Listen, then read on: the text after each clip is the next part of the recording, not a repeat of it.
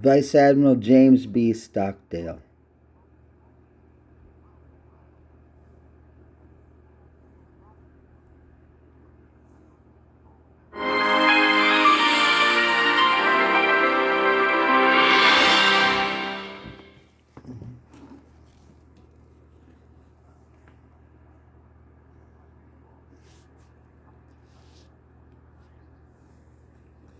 As a prisoner of war in North Vietnam, James Stockdale was tortured repeatedly. Yeah, I think more than anybody else. Now, the big way the torture ran, about halfway through the first months, the camp reorganized itself. It came about when I was shot down in October or September 9th. They weren't sure the war was going to last. But it was a couple of years later until it came down from on high. This is all, there's pull no punches. And they got a couple of teams of torture guards, and they had a special procedure. And the way it was done was to get a long iron bar and shackle your legs to it. And then the man on the back would start weaving ropes through your arms to bend them backwards, and then getting as much leverage as he could. What they're doing is shutting off the blood circulation in your upper body, and then he would bend you double and stand on your back, and he would pull from this angle, giving him better leverage. And then he would find, it's about over when you feel the heel of his foot in your back of your head, and he puts your nose right on the cement. And there you are. You're encased in ropes. Your blood is not circulating. You're in pain, and you're in claustrophobia. Now, there's only two ways to go. You can die, or you can say, God, what was the word? I wasn't surrender. I submit. Mm-hmm. And I did that 15 times, and I don't think anybody had that many before. I had about 5 one real short period. But when we looked at we knew. Now this took about 45 minutes to go through all this and get all that blood stopped. And we knew we had 8 guys that died in the ropes. And then later, when some books came out, we know we had over a dozen, because these were guys that were put in those ropes even before they got into the prison. They were just in the ante-way when they were taken in. So that was what we were living with.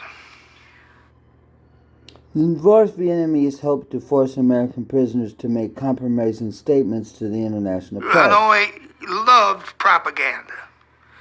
And on any day, you could probably find a couple of international discussion groups somewhere in town.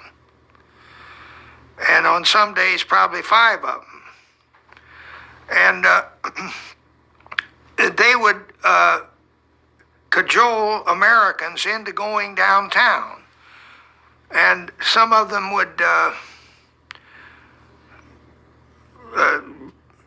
be reckless enough to do what they should do. Is they shouldn't have gone down, and that's a hard thing to prevent when they can just pick you up. But anyway, the commissar had to be knowledgeable of about how many Americans ought to be intimidated this week so they can be taken downtown next week. And they would use the ropes for that. One of my original breakthroughs was self-disfiguration. And after I was given a lot of times in the ropes in room 18, which is the main torture chamber of Wallow Prison.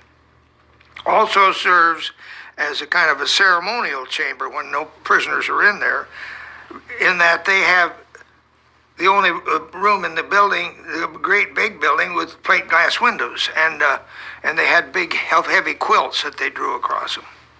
Okay, well, I was in there, and they were about at their wits' end, and they said the two officers were working over them. A pig eye, my torture guard, was always there to take me where they wanted. And it was about mid-afternoon. They said, okay, you've done okay today. Now you want to get washed up. Well, I knew what that meant. That meant we were going downtown that night. In the Heartbreak Hotel, a lot of prisoners had only access to this shower head that was in a regular cell with two cement seats. Seats or beds, but this was dedicated to showers, that they didn't have anything else to do. So you walked in and you went between these beds, and then you saw the spigot, and you pretty soon the water started coming out, and you were to take your clothes off, and he handed you the soap and the razor and slammed the door because he had other errands to do. And as soon as I could, I got my head wet and lathered up, and I started with that safety razor. I was cutting an inverted, I was cutting a track down the top of my head that I judged would make it impractical for them to try to take me to downtown. And then he came back in the peephole, and I ducked down, just showing him my behind, which is all he could see, and because I was stooped over, and I didn't realize that I was bleeding so bad. And then he came in and grabbed me, and he grabbed my arm, and he said, he knew he was in trouble too. But there was blood running down my shoulders, and there were secretaries in that courtyard that we went by, and they were looking, and that was the headquarters prison of the whole country of North Vietnam. So they had officers, and they had every other thing you'd expect. And he took me back into this room, and boy, those guys, those two officers, they said, "Oh, how dare you, how dare you." And I just inadvertently got down in the position for the ropes. And he said, "You have no right to take the ropes." I knew I was getting him screwed up. And finally they said, we'll get a hat. So we'll take you down to the press conference with a hat on. So as soon as they locked the door, I looked around for something else to do damage to myself with, and I saw the old toilet can that had been there for years, and I knew every chunk of it, but that was infection and one thing. And then I said, well, what's wrong with this mahogany stool? Bang, bang, bang, bang, bang. And the secretaries across the hall wondered what the noise was, and they started shaking the door. Couldn't see them.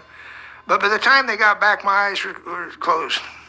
And there was no question about it. They couldn't do anything. I said, what do you want me to tell the commissar? I said, you tell the commissar the CAG decided not to go downtown tonight. 4 years into his captivity, Manners came to a crisis. They told me that we think they're going to put you in the mint pretty soon. And that was kind of the end of the line. There was an old privy outside it. And they had a signal system that you could take a vertical wire that the outsider wouldn't even realize was up there. And if you moved it this way, that meant there was an old bottle under that sink. And if he had a message for Stockdale, he would know that they had a message in the bottle. And so forth, either way. Or if it looked like it was booby-trapped, you'd just push it back. There was even a position for that if it was... Okay, so I was down there, and I was exchanging notes and getting things done, and then I had a kind of a nice note from a guy, and what we were using for paper and pen was tough toweling that was their idea of toilet paper and rat manure. You'd lick it, and you could print it right by and get another piece, and so a voice said, and I was careless on this. He sneaked up under the door, and it was kind of a complicated thing. But he said, "What are you doing?"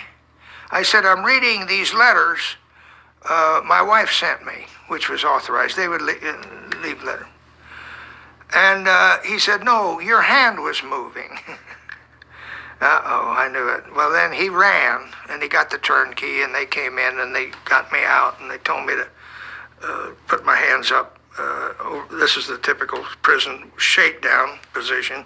In the meantime, I'd had sense enough to put it in my crotch of my pants, where I did that because I concluded, and I think I'm right, that there's a great connection between farm boys in Illinois and farm boys in rural Vietnam, and they have a sense of propriety against intruding in other people's private parts.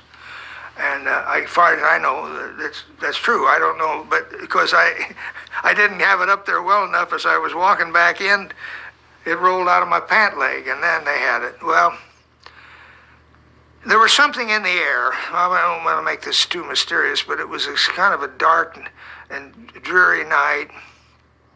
As they walked me over to the other side of the camp and put me in a little privy-like place I'd never seen before, that's just full of cobwebs. It would only accommodate one man. And I think they were just doing something to get me out of that camp, and so I knew I'd go in room 18 the next morning. And the man came in with leg irons, and he put them on me, and they were squeeze irons. They were built to put pressure points on your legs so you couldn't sleep that night. And I looked down there, and he was, so help me, weeping. And not out of sympathy for me, I'm sure. But I marked that down in my book, and then the next morning when I was taken over to the other place to get the torture started for that day, there was a couple of other people were weeping. And I said, old Ho Chi Minh probably died last night. And later that afternoon, after I'd been unsuccessfully accosted to give them information, I could hold it back from this particular crowd that was working with me that day. They were kind of halfway friendly people. Something was wrong. The whole country was going bananas. And I was just laying down on my roll, assuming that the day was over. And this guy named Bug was an officer, and a snotty officer, he said, "Get off your feet. Get off the feet. Tomorrow is the day we bring you down." And that's the use, and that meant I would succumb. And he said, "This country is in mourning. There will be dirge music in the streets tonight. Our Ho Chi Minh died last night, and we're in mourning." And, okay, well, I had anticipated that. And then they didn't let me lie down. They put me in a chair. He said, "Put him in a chair with ropes on his arms and traveling irons for his feet." Well, I was depressed. I said to myself, God, maybe I'm the problem here instead of the solution. I gave everybody that goes in these ropes did something that I said if you did, you had to take the ropes. As you know, you cannot. That was my disciplinary system. I said, here's my orders. Remember, BACKUS, back us. And it could be tapped out, but it said it was for study purposes. It means do not bow in public. A, stay off the air. Never talk into a tape recorder or a microphone. C, don't kiss them goodbye when we go home. US might be seen as United States, but what it really means is unity over self. That was the first, and I put out dozens of them, but that was the instruction. They all knew what I'd said and how I'd said it. See? Well, I was kind of. I said, well, maybe I'm the problem because there had been people that were killed in the ropes, and then I don't know. I was just, but I said I know one thing. I've got to change the status quo because I'm going to be dealing with a different country tomorrow than I was yesterday. And who knows what's going to happen? They go bonkers. And so I said, I've got to change the status quo. And with that, I got off of my traveling irons, went over, shut off the light, pulled back these blankets, and exposing the plate glass window, using the palm of my hand, which was relatively free. I had enough freedom there to get the long shards, pull the curtains back, turn on the light, get back in my chair, and sit down and just start going like this. And first of all, I started getting blue blood, and I said, "Where's the blue blood coming from? We got to get some red blood." And so I said, I said to myself, is this right? I don't know, but I know I've got to. I had run out of ideas, and I had to explore the future. Well, you wouldn't think I had a future if you saw me. I passed out in a pool of blood. I went unconscious I was consciousless. But in the night, I had a feeling that ever since I'd started this self-defacement, that they had a suicide watch on me. Because about 2 in the night, I never ran this down, but I think they had a suicide watch on me. And somebody screamed, "Eow!" And I think that was the suicide watch. And I think he looked through a peephole and saw me in that pool of blood in front of my chair. I was groggy, and I really had to be slapped awake. But the room filled up with soldiers and the doctor and some officers and a lot of guards. And they were cleaning the room. They were ashamed of it. And they were sweeping the floors, and they were putting fluid on it that smelled like something in a funeral parlor. And the guards took my clothes out and washed them. And the officers were nasty, but they couldn't figure out what to say. And then finally, I don't know the time of night, maybe 3 or 4 in the morning, they brought in a cot. And then they brought in a chair, and they put a soldier in the chair, and he put the rifle across his knees, and they let me lie in the bed with a pillow. And I passed, boy, this has been a day. I looked up at those walls, and they're all geckos you see on all of the walls in Southeast Asia, and they're moving around, and they snipe at one another. But God, I looked up there, and to me, all the geckos were bisecting their friends, and I said, and I knew I was hallucinating, and I said, "Oh, you're hallucinating." I almost laughed, but okay. So the next morning, the door squeaks open, and I look out, and it's the commissar himself. And he sat down. He said, "Stockdale, do you want a cup of coffee?" I said, "Yes." I don't think I had leg irons on there, but that guy with the rifle, I don't remember waddling. But anyway, I went over and sat down across from him, and he said, "What happened last night was a catastrophe." And he said, "I sit with the general staff. There will be a report will be written. It may adversely affect me. It might even adversely affect you. I can't say." But he said, "You will not stay here. We will put you back in that little place where the doctor will attend you until all traces of bandage and scars, as best we can arrange it, are gone." Well, I was out there from September to almost Christmas. And then I went back, and things had happened. I was completely out of communication there. I found out 2 things. One, nobody had ever been in the ropes since I cut my wrists. And secondly, the commissar had been discharged. And so from then on, their life was never the same. It wasn't happy. It wasn't just happy or hullabaloo, but I shut down that torture system. And they never wanted it brought up again. James Stockdale's desperate gamble saved his comrades from years of torture and abuse. I thought I owed it to him. I was the senior guy there, and I was kind of there. A lot of the threads in my life that night was not like any other night, except some of the thoughts and some of the mental state. I don't think that was an exception. I think I'd been through them with lesser importance. But I guess you can say it's just dumb luck, but it could have been, you never know. I gave them a problem that like they'd never had before, and they solved it by backing off. At the time of his capture in 1965, James Stockdale was commanding an air group commander. He owns all the airplanes, flies them all.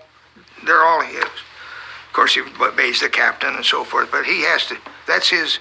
Everything with wings on it belongs to him. And there are about 70 or 80 airplanes over there, and there are about 1,000 men and 100 pilots. And I came back here to go aboard the Oriskany. They detached me soon after that the war was started. And I know I get a lot of compliments for that attack. But of course, there were some that didn't do as well in other places. So we came back and lived in this house, and I would go out and fly with different fields and fly with a lot of these people. A lot of the planes I'd already flown.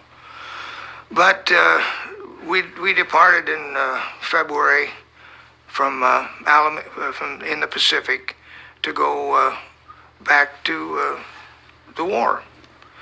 And I liked my job, had a good job, had a good skipper. I'd known him before, Bart Conley. This was a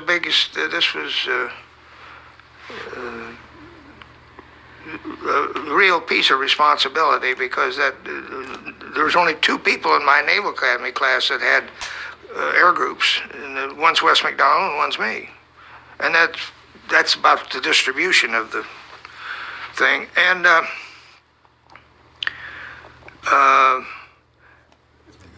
one of the things that came up, I had the exec of my I had an F-8 Marine Squadron and an F-8 Navy Squadron.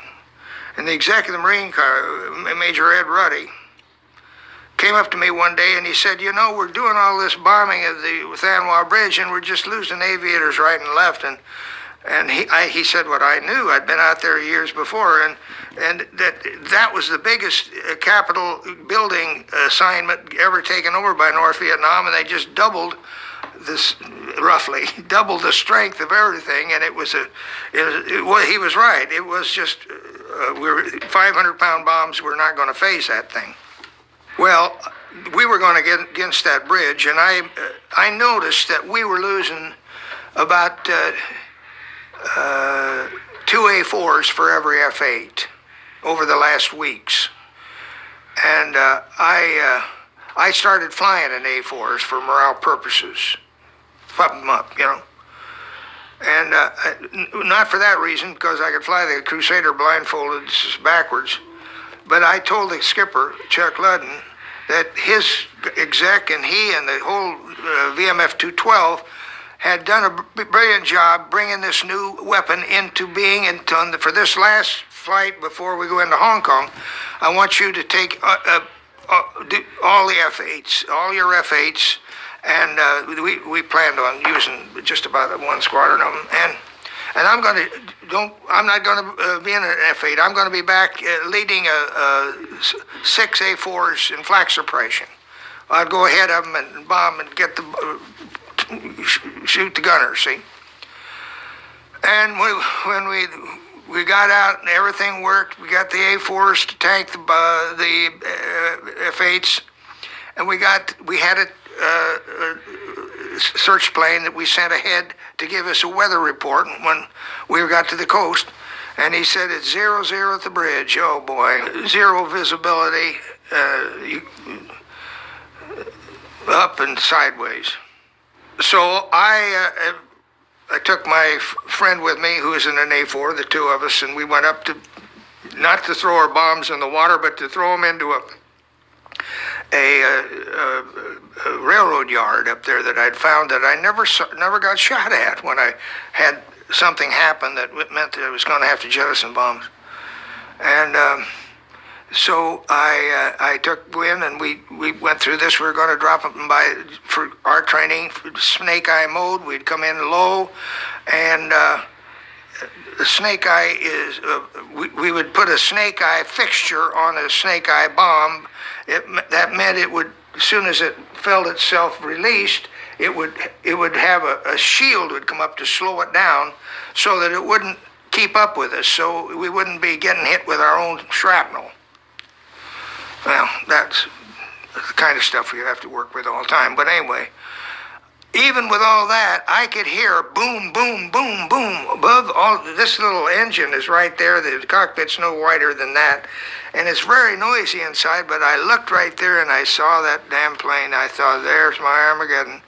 And it was fireballs coming at me one after the other. And then now everything's out. The engine's shot up. The hydraulics are gone. I've just got to get out of the airplane. I did. I didn't have my lip mic on. I had to get it up and say, hey, I'm going to eject, and he knew it anyway. And we never got above 1,000 feet, and even with the trajectory. And I was low, and I was going right into this little town. It was a town that I could imagine being very similar to the places I saw in Illinois. A town of about 800 people with one thoroughfare, and that's it. They're farmers, rice people. And I landed and got myself on deck, flipped off my protective, the thing that held my parachute on. And then I looked up, and I'd seen traces of this. A thundering herd was coming down on me, all probably between 18 and 24. They were going to defend the honor of their town. They racked me up, and it was the quarterback sack of the century. They pounded me, twisted me. They were zealous. And pretty soon I didn't know what was happening to me because my face was in the dirt, but everything was happening to me. And then finally a police whistle blew. That was about 4 minutes later.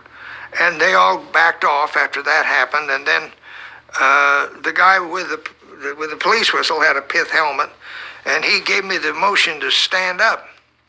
And I couldn't get up because this leg was not where it is now, but it was right out there. Here I was, crippled.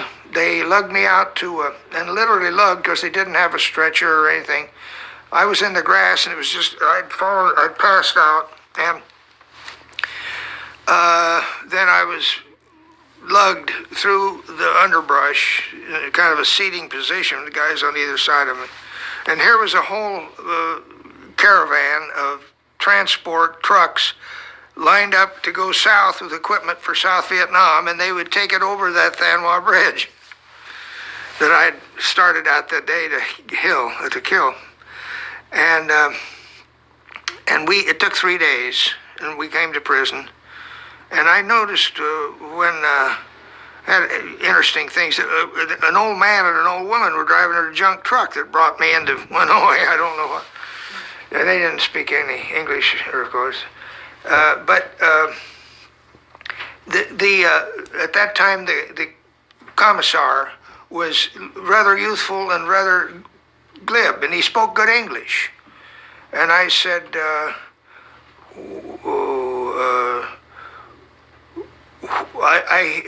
you speak like you've been to college. Where did you go to college? He said, the revolution is my college. My wife is a doctor. She's in South Vietnam, and thank God I'll soon be moved down there to be with her, or near her. But I noticed his eyes were flitting around, and he kept looking at my leg, and that wasn't the dominant thing that was going on, but as I thought back over it, this is what's behind it. The history books tell us that in the last 2 wars North Vietnamese has fought, namely against the French and then the Americans, they have never repatriated a single prisoner with an amputated limb. And I don't know what to do with that, but that's in a lot of books. And I think if he was thinking kindly of me, he said, with this leg out here, I hope our doctor can get it down to where he can walk or limp. He didn't say that, but I mean, maybe he was just as soon have me gone. I don't know, but that was the thing. And I was out there on a card table, ping pong table, for about a month, and they would bring sloppy food and stuff. But then a guy came in the night, a medical guy. You could tell he didn't speak anything. He wanted to see the leg, and he had a pan, and he jammed needles in here, sucked it out. I mean, it was over here, wherever that leg was, and pus and blood went in this pan. And then he went away, and then he came back 3 nights in a row. And then the 4th night, he had a truck ready to take me to the hospital. And I'd been on the ground, say, 6 weeks. And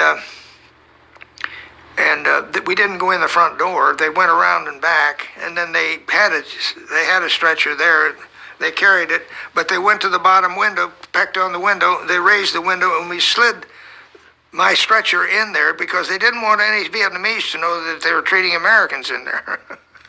Every time I would leave the room, I would be on a cart with all covered over with blankets, and I had the doctor. They hadn't gotten the doctors into the prison system yet. They made them cognizant later of all the rules and regulations we had to follow, and I didn't know it, and neither did the doctor. But he said now he was Vietnamese. The French would not allow Vietnamese natives to go to universities. They'd have to go to Japan. They'd have to make some kind of arrangement. He went to the Sorbonne. But I met them. None of them got medical care training there. And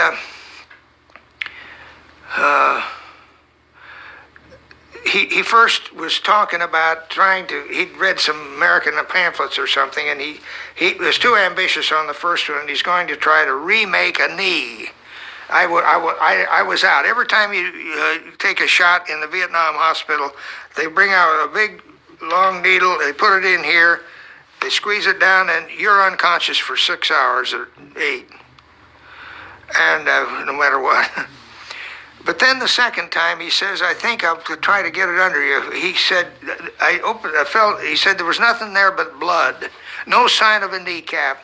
And he said, I think we're going to have to satisfy ourselves with just getting it enough under you that you can walk with crutches. And he effectively did that.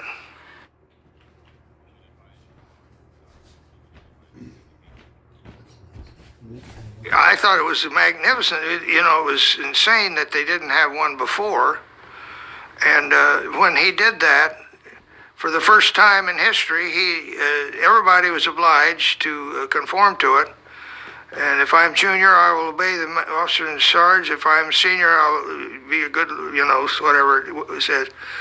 And so it was the first time it ever was written into law that the war went on behind bars, that there was no exemptions. The one thing that for prisoners was that it says it's the same code for everybody, but I mean, to the prisoner, I'm trying to just talk about features of the code that got into my hair. You cannot accept a favor. And a lot of people, and then we find that after several years, they established an amnesty program, which was in cahoots with the American left wing, and they would send these people that are, counterculture guys over to pick up the people that applied for No, I made it very clear.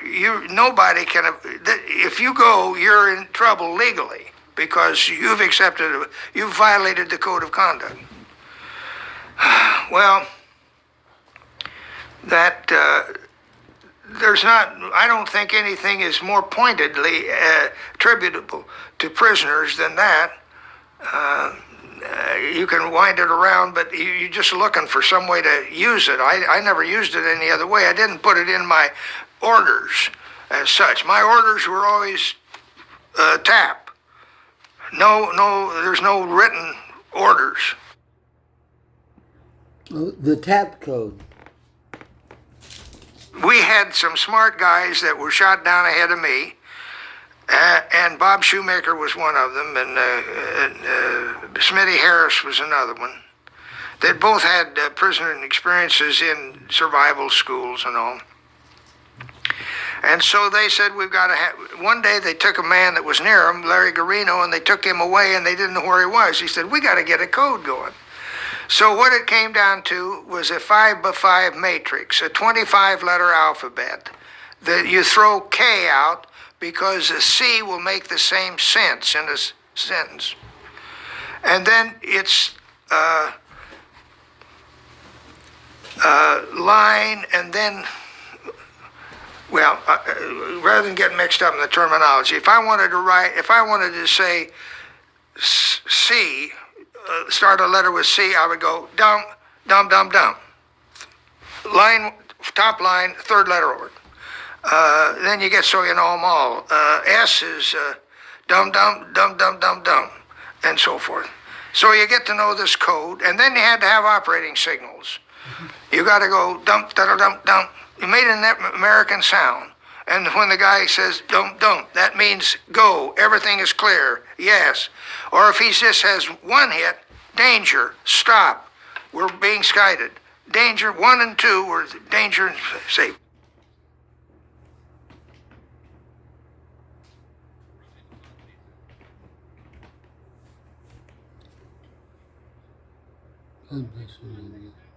It was in '67, and it was a time while we were still in Wallow Prison before we were exiled.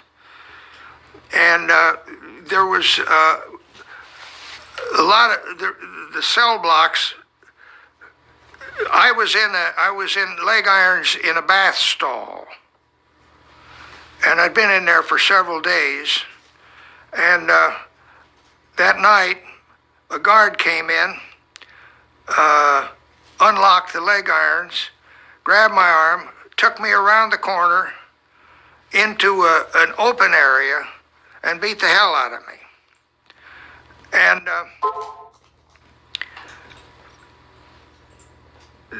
the prisoners had gotten to know me because of my limp.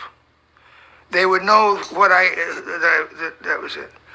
But when he was beating me up, he was being heard by about 200 Americans who were living in cells 3 deep all around that area, and it was dark.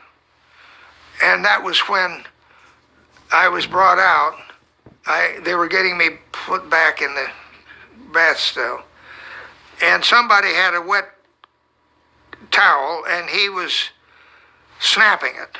The people would think that's his bath towel, and he's just doing it. But he said, G, okay, dump, dump, dump, dump, that's G. B, dump, dump, dump, B, oh no. G, B, dum, dum, dum, dum, dum, dum, dum, dum, dum, U. G, B, U, J, S. And so I got more,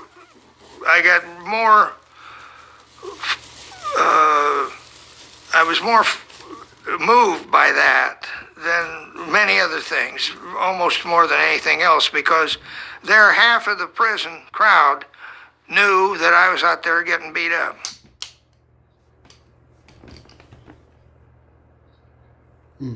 I was in the city schools, grade school and high school, and I was football, and all three sports. I lettered in all three sports: football, basketball, and track. Every year, I think. And my dad would always be present at the football practice, and that was part of my growing up. And he's coming into being now with my mother. I'm knowledgeable of the fact that they are kind of at odds as to what my future holds, because I was getting good grades. I was second in my class at high school. And she wanted me to be a lawyer, and he wanted me to go into the Navy and go to Annapolis. And so he won. She finally said, well, and I was on his side. I thought it was very good news. I didn't think he could have thought of a better thing to do. This isn't as important as it used to be, but he had already and knew the congressman in our district, and had negotiated a year when he would have an appointment vacancy. And it turned out to be the year after I graduated, so I had a year to go to college. And I was accepted to Carleton College, which was then, and I think still is, thought of as one of the best small colleges in America. But Mother got kind of homesick. She said, I don't know. She said, you're going to be gone for the rest of my life just about. Well, how about you just going to Monmouth College, which is about 25 miles away? And I did. Two of my cousins had gone there, so I had a good year there in the football activities. We were on a good freshman team. I've been back. I have a Stockdale building there on the base after the war. That is where they have all the meetings. It's kind of the student union, and so I'm certainly a part of their alumni. But we had everything went like clockwork about getting the paperwork to go to Annapolis. I liked it because my dad liked it. That's part of it. And it was, I just made him so proud that I just couldn't let him down. And I had to work as hard as I could. And I stood in about my 15th percentile, the upper 15, about at the 15 percentile mark, starting from the top.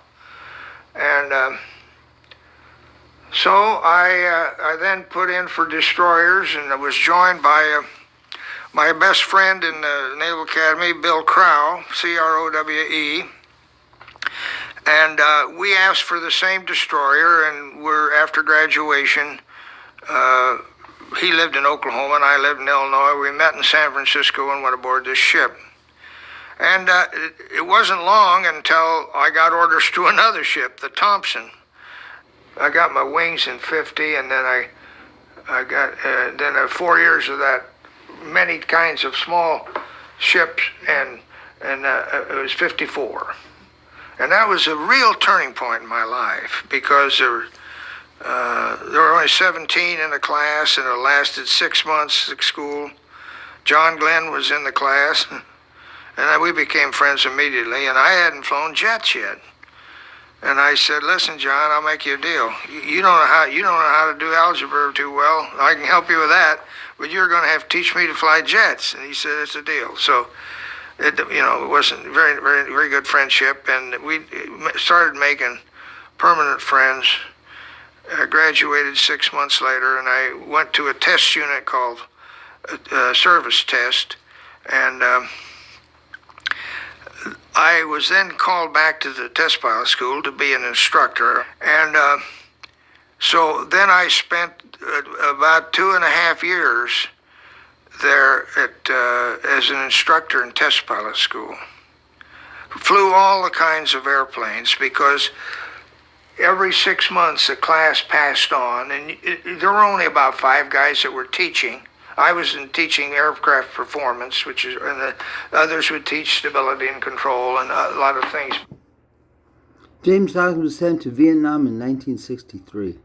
I was commanding officer of Fighter Squadron 51, and I had the problem at first of getting air-to-ground equipment for my planes, because some of the hotshot fighter pilots had said, we now have the plane that can outrun every other airplane in the military.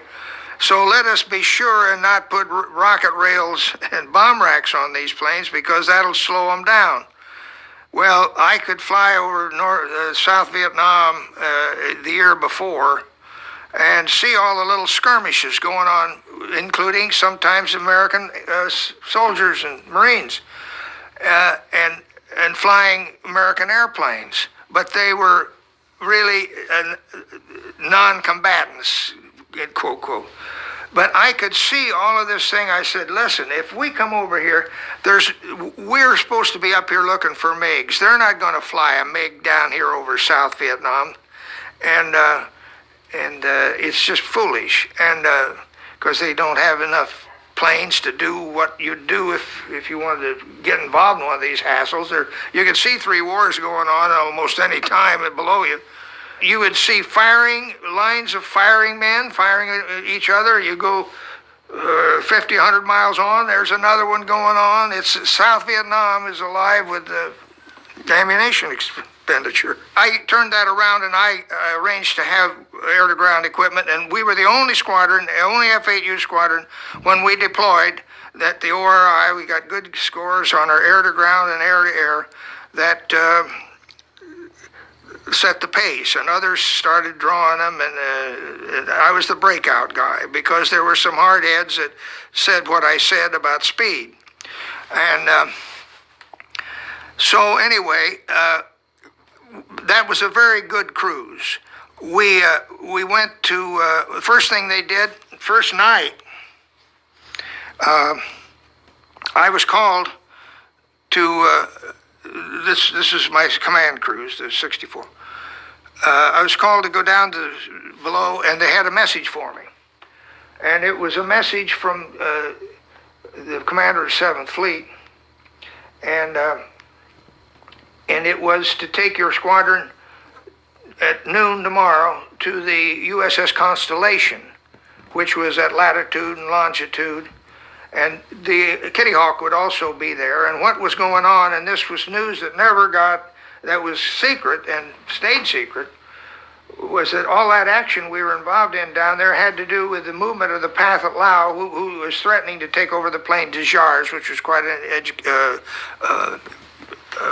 rich farming country.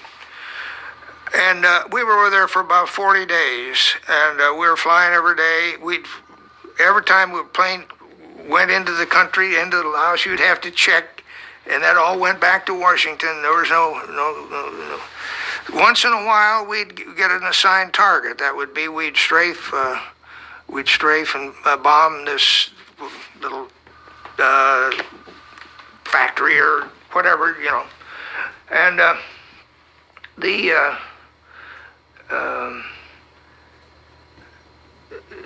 to jump ahead, we didn't realize how dangerous it was to get shot down over Laos.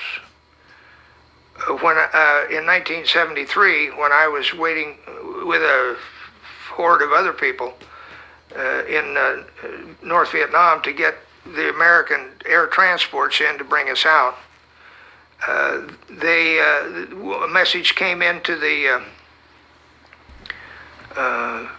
American contingent, and it said save 300 seats for the Laos prisoners. When it all boiled down, 9 guys showed up. That was all there was. I asked people, what was it like? Why was it like that? Well, they said they weren't any central government. It was like Indian tribes, and they'd see a couple of American soldiers, bring them in, and they'd have a campfire, and they'd say, what do we do? They cut off their heads, or do we, what? And you never knew what was going to happen.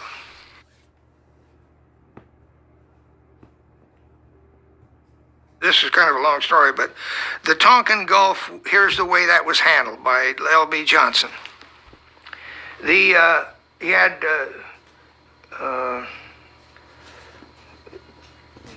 William Bundy was Secretary of State for Far East. And in May of that year, he drafted what would be a congressional, if you got enough congressmen to go along with it, he drafted what he wanted to see come out of Congress when it came time to settle with erratic raids by the enemy that were illegal, unconstitutional. Okay, well, I'd hardly gotten back from the Connie when I was back on the Tyco, and we were having a Sunday afternoon sleepy day flight operations that consisted of really training your new and weak pilots. There were probably about 15 airplanes that were going out and shoot rockets at a towed spar that the ship would be towing. And they were A4s and F8s. And after we'd been out there just a few minutes, maybe made 2 runs apiece, I got the word to shift to strike control. That means you're going to get sent somewhere, and everybody switches that button on the machine, and the voice said, and this was on the ship, that the Maddox is being chased by 4 PT boats, 300 plus miles north of here. So clean up and get up there and help them out. And what had happened was that morning on the ship, they had a kind of a strange announcement where they got everybody in the ready rooms and told them you should know that there's a certain type of counter to the North Vietnamese seagoing traffic, and if it's a single destroyer, and we know those as DeSoto patrols. So we didn't know but what a DeSoto patrol was, but it was the Maddox, a single ship that was going up the coast. And what happened was that he, in doing that, was involving himself necessarily with another American effort that was sort of out of the books. And this was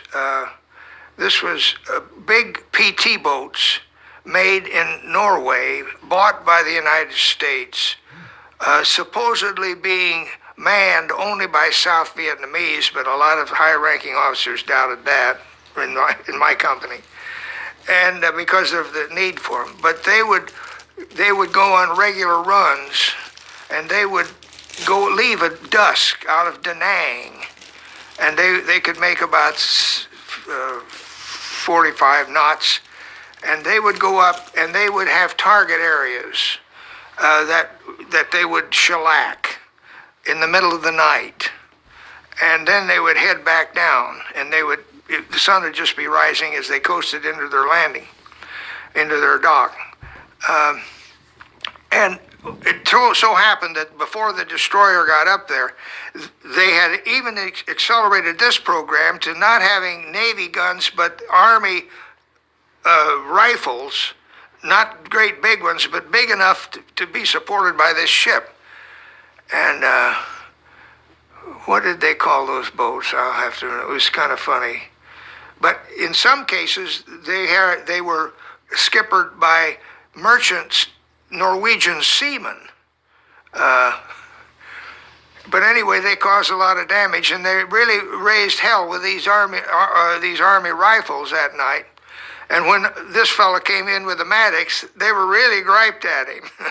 They knew he didn't do it, I suppose, but they were really seething. And it was an island offshore, maybe a half a mile offshore, on me, we called it, and they called it. And it's probably about the size of Coronado, but maybe a little bigger. And they were, so what he'd done was he had an instrument that he had been given, which sounds pretty good, all you could hear on the radio was the gibberish of the Vietnamese calling this and that and this and that. But there had been brought into existence, and I didn't know it at that time, a device which he could throw a switch and it instantly translated all that to English. And he heard by that means that they were calling in PT boats to get even with him the next morning. And when we first sighted those people, we could see that the boats were almost up there to torpedo him. And we even saw, we just by the shake, I mean, we were descending and we saw there were 3 PT boats and there was a torpedo under each wing of each. So 6 torpedoes hit the water, less than a half a block behind this destroyer, but they all went bananas. They didn't steer. I said to myself, so much for Southeast Asian electronics. But so the Maddox cut it. He was getting the hell out of there, and he said, "Your mission now is to sink and destroy these 3 PT boats." We were almost out of fuel because that's a long, that we expended a lot, but we learned a lot in those few minutes. I learned how to damage a PT boat, and you don't want big rockets from altitude going after them. You want to get way down under, right on the water's edge, go right up next to them and just give them 40 millimeter machine gun bullets right along, cut the whole thing up the side. We had one dead in the water, and both the others had been heavily and were spewing oil. By the time we had to get out of there, and we had to fly back, I had to call planes in to refuel us about halfway, and we did that, and we landed about dark, and we left about 1 o'clock. But that was the first step. So everybody around the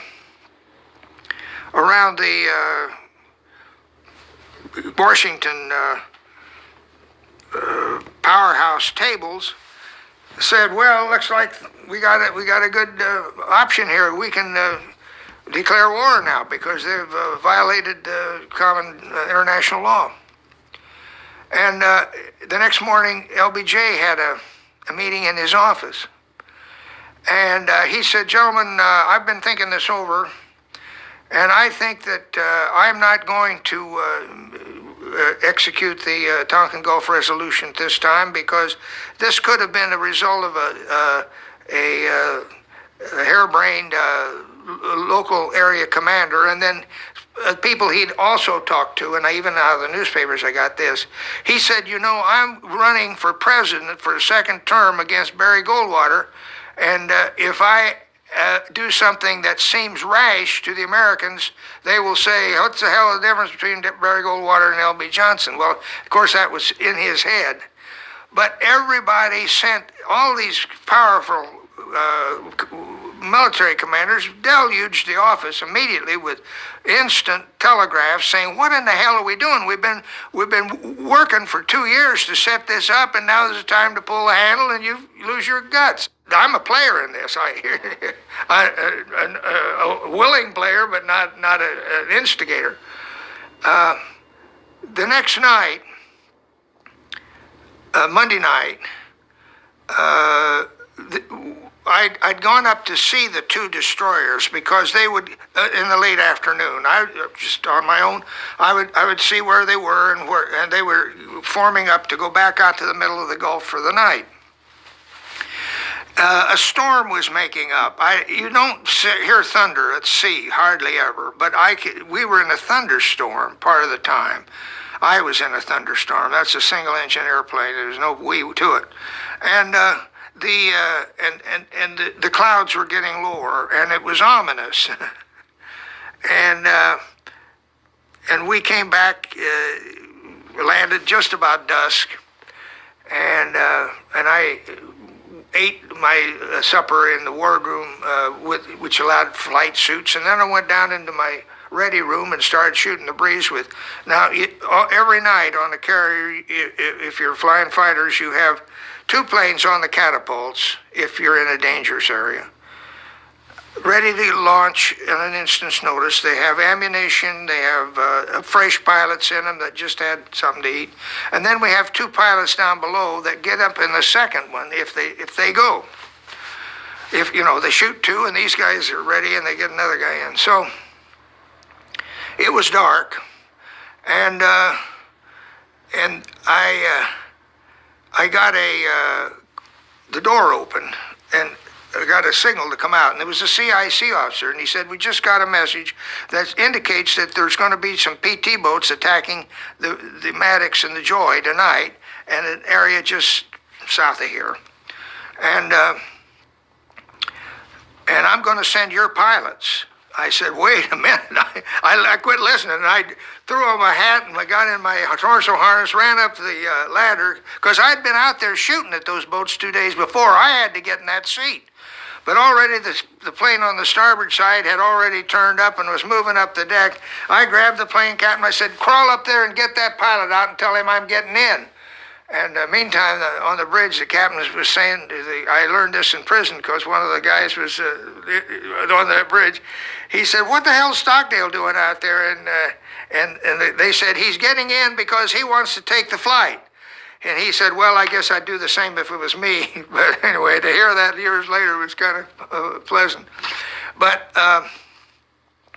and we got out there, and this guy took a cat shot, the one off the starboard cat, my plane, my squadron's plane, and he all his lights went out going down the track. I'd never seen that before. He'd lost his generator. He was going to fly in the water. He didn't have any light unless he could get this thing open, the lever that would put a little windmill out there that would make enough electricity for cockpit lights and stuff like that.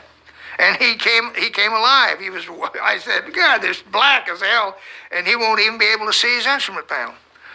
But he got it, and then they had to land him because he just had that little electricity that was giving him light, and there are a lot of switches down below you got to have to get your bombs where you want them. Well, I was glad to go, and I said to Hutch Cooper, who was the captain, as I walked by, I said, Hutch, I really want to go, and I think I know what's going on tonight. And he said, go ahead, Jim, and that was it. And that was against violation of everything. So I was alone, and then there were two A4s behind me, and later in the night, some more planes came down there. But I had a hunch that this was a mix-up because it was an intercepted message and could be misinterpreted as to what to do. But I called Wes McDonald, who was about 100 miles behind me, and I said, Wes, if you want to do some dive bombings, get up, of course, above 2,000 feet and give me a call before you come down. I'll get out of the way. But I'm going to shut off all my external lights, and I'm going to get below 1,000 feet.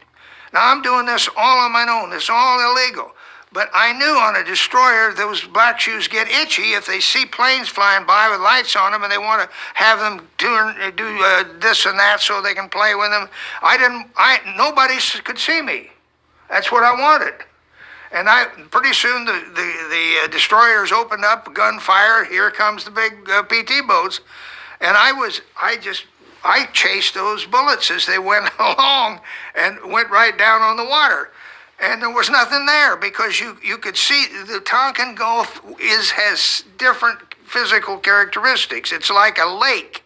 It's like a shallow lake in the middle of a bunch of rocks in the middle of the ocean or close to shore. And the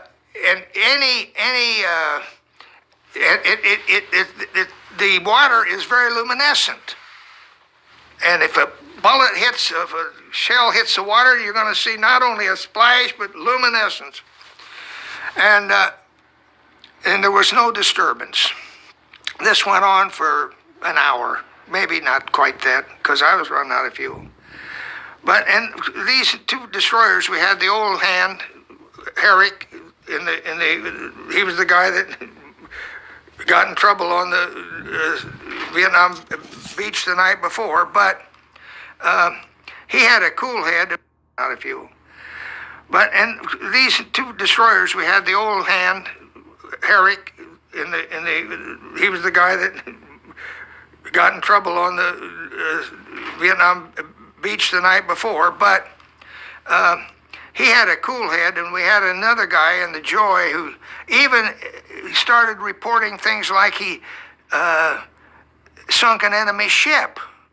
When, I mean, that would have illuminated the stadium. I mean, so everybody was screwed up, and I had no evidence that there were any PT boats there, and I made that clear. And I came back to the carrier and landed. I was all alone, and I went up in the ready room, and they were all the four guys sitting there, kind of, you know, what kind of grin they had on their face, and they said, what's going on out there? I said, yeah, that's what I want to know. I said, I got so low, I have salt water on my windshield. And there's no boats out there. They said, well, read this. And it was a penciled copy of a message that the destroyer boss had sent while I was flying back. And he said, and I can't give you the language exactly, but the point of it was, for goodness sake, we have no indication, no positive indication that anything happened out here tonight. And so let us at least hope we get verification before we take action. And that was the thing. And I said, I agree with him entirely. Well, everybody got giddy, because here we were. We thought we were going to be in a war about 2 hours ago, and now we see it's just a stupid screw-up. So I went down, went to bed, and just happy as a clam, and went to sleep. And the next thing I know, I've got a man in the room, and that would be, if any man was in the room, it'd usually be a steward, who would probably be a black man who was waking me for some reason. And I saw the glint on this guy's collar, and I said, what the hell are you doing down here? He said, I'm the assistant officer of deck. And the captain sent me down here to let you know that he's going to give you a phone call in about 10 minutes, and he's got a lot of news for you. So I sat there, and the phone rang, and Hutch, who I loved, he's dead now. But he said, Jim, I've got targets all over North Vietnam that we're going to have to be attacked tomorrow. I want you to lead the most important strike, the one they call the number one, and that's the POL storage. Now, POL is petroleum, oils, and lubricants. It's fossil fuel. And they had at this place 8 towering tanks that we'd all noticed. And it's something maybe 300 miles from where we are going to go. And and then he said, Hap Chandler is down getting the big bombs out of the bottom, and you look him up and give him what you want for Crusader armament. And I found Hap. I've known Hap for years, knew him at Patuxent. And I went up, and he said, what do you want on the Crusaders? I said, I want 8 Zunis on either side, nothing else. He said, aren't you going to have any defensive weapons? And I said, no, there will be no action out there against us today, except flak. And I could have said, hell no, this is Pearl Harbor, because we're going to attack a country that's not waiting for it. Well, anyway, I didn't do any of that, and it's just as well. In 1964, Congress approved the Gulf of Tonkin resolution resolved by President. They had already signed it, and Johnson had withheld it. Now, I don't know what happened to it. But we declared, I said, I'm going to be leading the first strike of a war under false pretenses. Now, you'd think that would be a big emotional thing, but, I mean, it was so mixed up. That's the only way to go. You can't stop, everything is in motion. And we blew those tanks off the wall, God. We only had, I took 18 airplanes, and some of them were A1s, which had to figure themselves out. They go very slowly in comparison to our jets. And I had to go to meetings, and I told the A1 skipper, get airborne you do your navigation and get airborne, get the ship and you can just orbit the ship until the time you kilo yourselves. Kilo means I'm headed for the target. That's a kilo signal. They did that, And then we're sitting there in the ready room, and they say, you know, L.B. Johnson has just at 11:30 p.m., midnight, announced to the American people that we are retaliating against outrageous activities of PT boats, and in fact, some of these attacks are in progress. I had 300 miles to fly, and I didn't even know. I said, yeah, that was a big screw up. That you found out that there were bullets fired, but they weren't going to be fired off of PT boats out there. It was some other action. The Tonkin Gulf resolution was written to be used by responsible people who knew there was action and that they were going to sanction our retaliation. But you didn't see that action. There wasn't any. I say, I'm leading, and I laughed to myself. I didn't put it on the air, but I said, here we go. I'm starting a war under false pretenses. What mistakes do you think the American government made in the Vietnam War? First of all, I think McNamara and Johnson and that administration was stupid about warfare. They didn't know what they were talking about. And that's about as far as I could take it. We could have won the war if we'd sent the B-52s in. We waited till the last moment. Everything was caution. We came back, and there was something like 95%. That target was 95% destroyed. Those 8 were big tanks, and that started the Vietnam War. You look at your calendar, August 5th, 1964. And I was the guy that did it, and I wouldn't have missed it, but. The way. So anyway, I don't argue about the Vietnam War's legitimacy or anything like that. We were doing a lot of tactical bombing raids that were doing good, and we could tell from over there that this Hanoi's water mains were out, their electric generators were out, and we didn't take advantage of that. We just did the right thing and then acted like it never happened and walked away from it. After more than 7 years, yeah, that's right. I called Sybil, of course, and we had a very, very loving conversation. She said, "How are your wounds?" And I said, "Well, I can't bend one leg, but and I can't raise one arm, but I think the walk kind of gives me a sense of style." And she laughed on that. She thought that was wonderful that I was making fun of that leg business being kind of, well, it does have a kind of a flair if somebody thinks you've got a monocle or something. Oh, it went over just fine. And we got a tape of it. One of our kids, who was only about Stan, I think, he just knew enough to how to put a tape on him, and we used that in the movie.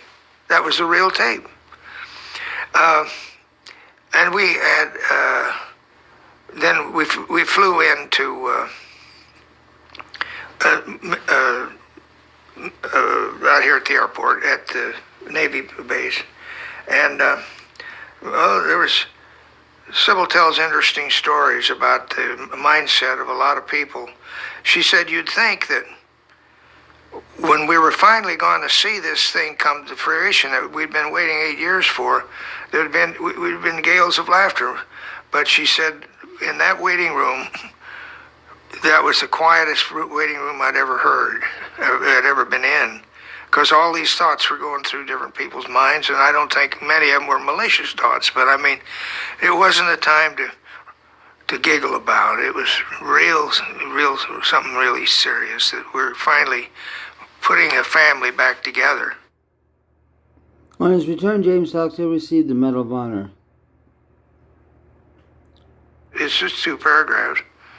No, they always start out the same: for conspicuous gallantry and intrepidity at the risk of his life above and beyond the call of duty. Period. then it explains what happened. And then it says that the highest traditions of the naval service were upheld. What advice would you give to someone who is trying to survive terrible adversity as you did? Just looking at a quotation,